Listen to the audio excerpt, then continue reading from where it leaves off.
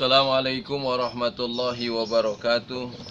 Bismillah walhamdulillah wassalatu wassalamu ala rasulillah wa ala alihi wa sahbihi wa mawalah amma ba'd. Nawaitu ta'alluma wa ta'lim wa tuzakira wa tazkir wa naf'a wal intifa'a wal ifadata wal istifadah wal hassa ala tamassuki bi kitabillahi wa sunnati rasulih wa da'a ilal huda wa dalalata alal khair ibtigo'a mardatihi wa sawabihi wa kurbih. Apa kabar anak-anakku sekalian, siswa dan siswi MTS Nurul Falah yang saya cintai, mobil khusus di kelas 9 MTS Nurul Falah. Apa kabar? Salam sehat, tetap semangat di pembelajaran jarak jauh. Mudah-mudahan senantiasa diberikan ilmu yang manfaat buat kalian semua, dijadikan orang yang sukses di masa yang akan datang. Anak-anakku sekalian, siswa dan siswi MTS Nurul Falah yang saya cintai, pada pembelajaran kali ini kita lanjutkan pembahasan yang lalu yang sudah kita pelajari, dan mudah-mudahan kalian semua masih ingat apa yang sudah saya sampaikan pada pertemuan yang lalu tentang bagaimana mengaransemen atau mengubah lagu-lagu dalam vokal grup, dan itu mudah-mudahan jadi pembelajaran. Kita akan bahas pada kesempatan kali ini ke bab 3, yaitu tentang tari kreasi berdasarkan unsur pendukung, tari sesuai iringan. Jadi bahasan kita adalah tari kreasi berdasarkan unsur pendukung, tari sesuai iringan musik tentunya. Kita lihat pada halaman 36 ada gambar orang sedang menari. Ini coba kamu lihat, perhatikan tari apakah ini ya. Dia memakai pakaian adat, ada mahkota, kemudian kainnya atau ininya direntangkan seperti sedang menirukan gerak binatang yang indah ya. Silakan diinterpretasikan kira-kira ini termasuk kategori tari apa anak-anakku sekalian yang berbahagia. Nah, sekarang kita bahas tentang bagaimana pengertian dan unsur pendukung dari tari kreasi. Tari kreasi ini adalah jenis tarian yang diinovasi. Jadi tari kreasi itu tarian yang diinovasi, beda dengan tari tradisional. Kalau tradisional adalah tari yang dari awal itu muncul, kemudian sampai saat ini tetap dipertahankan karena memiliki nilai-nilai ketradisionalan itu. Tapi kalau tari kreasi adalah tari yang terus diinovasi, tentunya dengan menyesuaikan gerak. Nah, bukan hanya menyesuaikan gerak, alat pengiringnya juga terus disesuaikan, atau properti yang digunakan dalam tarian tersebut agar terlihat modern. Misalnya tari kreasi pada tari, katakan tari merak atau tari kancil umpama, maka ketika muncul di era 80, 90, 2000 sampai saat ini, tentu akan ada perubahan-perubahan sesuai dengan perkembangan zaman. Tentunya perubahan-perubahan itu baik geraknya maupun kostumnya, ya, tata riasnya atau iringan musik itu sendiri. Nah, kenapa itu terus berubah? Supaya dapat diterima oleh masyarakat, khususnya masyarakat Indonesia, tentunya seiring dengan perkembangan zaman pada saat ini. Nah, jika didefinisikan anak-anakku sekalian, tari kreasi ini adalah jenis tarian tradisional yang mengalami modifikasi, istilahnya gitu. Jadi ya, kalau didefinisikan pada saat ini adalah tari tradisional yang mengalami modifikasi secara inovatif. Inovatif itu ya mengikuti perkembangan ya. Dengan cara apa? Menyesuaikan gerakan-gerakan yang ada, menggunakan alat pengiring atau menggunakan perlengkapan tari pada saat ini.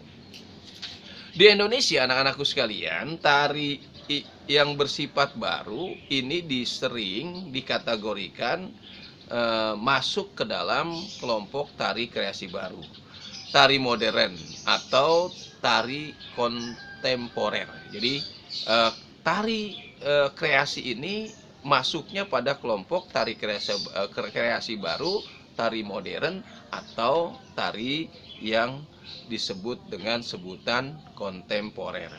Nah, seni tari ini ya, bentuk gerak tarinya selalu baru ya.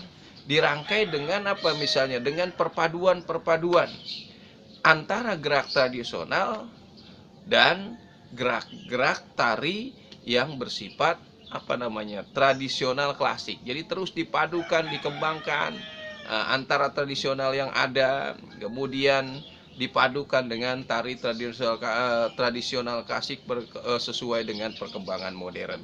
Nah, gerak ini berasal dari satu daerah, misalnya tari Merak lah diambil ya, kemudian dimodifikasi secara inovasi secara baik, kemudian muncul gerak tari yang baru. Nah, jadi tari kreasi ini adalah jenis tari yang oleh koreografernya. Tahu apa yang dimaksud dengan koreografer? Koreografer itu adalah orang yang punya keahlian menata gerak-gerak tari, itu namanya disebut koreografer. Sedangkan hasilnya itu sendiri disebut namanya koreografis. Itu dalam seni tari. Jadi oleh koreografer ini ya, masih bertolak pada tari tradisional atau pengembangan dari pola-pola tari yang sudah ada. Jadi umumnya tari kreasi itu berpacu pada tari-tari yang sudah ada, dimodifikasi, diinovasi sedemikian rupa. Nah, anak-anakku sekalian, tari-tarian ini diciptakan dengan tentunya konsep dan ide-ide baru. Bentuk tari yang baru misalnya ada yang disebut dengan operet. Operet itu mempertegas lagu dan cerita. Jadi lagu dengan cerita berpadu menjadi satu disebut dengan operet. Atau misalnya berpadu dengan pantomim. Pantomim itu gerak patah-patah yang penuh tebakan. Jadi kita yang menerka gitu ya. Kemudian ada tari kontemporer adalah gerak ekspresif, spontan, terlihat tak beraturan, bahkan tak beraturan tapi memiliki konsep. Nah, itulah perpaduan dalam tari kreasi baru. Kemudian anak-anakku sekalian, dalam tari kreasi baru ada beberapa alat pendukungnya. Apa pendukungnya? Saya ceritakan dengan singkat pada kesempatan ini. Nanti silahkan dibaca lebih lengkap lagi. Alat pendukungnya pertama gerak. Ya, gerak adalah merupakan salah satu unsur wajib. Karena memang dalam unsur tarian kamu ingat ada 4 W. Ya, wirama, wirupa, kemudian wirasa, dan yang satu lagi adalah gerak itu sendiri ya. Kemudian yang kedua, properti tari itu adalah unsur yang tidak dapat dipisahkan dari tarian karena mempunyai fungsi untuk menciptakan nuansa atau suasana dalam sebuah pertunjukan tari ya. Selain berfungsi sebagai pendukung tari properti, juga memiliki fungsi untuk membedakan suatu tarian dengan tarian yang lain. Kemudian yang kelima, iringan. Iringan merupakan pendukung tari yang berasal dari tubuh para penari ya. Kemudian ada yang disebut dengan tata busana. Kemudian juga kalau bukan konser ya, pementasan istilahnya, itu butuh yang disebut dengan tata panggung. Yang kelima yaitu tata rias. Tata rias ini wirupa, dirias sedemikian rupa sehingga unsur pendukung berupa misalnya make up, mulai dari lipstick, bedak dan lain sebagainya. Nah, tata rias ini berguna sebagai pendukung konsep atau juga peran yang dibawakan oleh penari supaya tercipta pertunjukan yang sempurna. Misalnya dia Arjuna, kemudian Rama Sinta, pasti akan di make up dengan yang berbeda. Itulah unsur-unsur daripada tarian kreasi. Oleh karena itu anak-anakku sekalian, itulah pembahasan kita kali ini. Kita akan lanjutkan pada pertemuan yang akan datang. Untuk tugas kelas 9 saat ini silakan dibuka halaman 33. Itu ada latihan tengah semester ya. Kerjakan bagian 1, bagian 2, bagian 3. Romawi 1, Romawi 2, Romawi 3. Selamat mengerjakan. Tentunya sampai di sini pertemuan kita. Kita akan lanjutkan pada pertemuan yang akan datang. Salam sehat, tetap semangat. Wassalamualaikum warahmatullahi wabarakatuh.